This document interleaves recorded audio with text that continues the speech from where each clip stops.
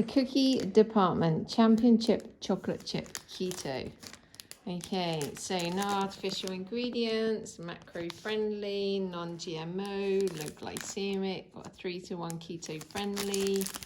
So basically there are 4 grams of net carbs for one cooking. So what it looks like on the outside of the packet. How true is it? Oh, pretty damn close.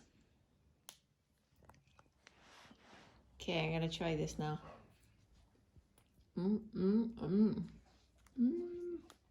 Actually, it's really good. I'm quite surprised that it's very vanilla-y. It's a soft bake, it's not crunchy. And the chocolate tastes like real chocolate.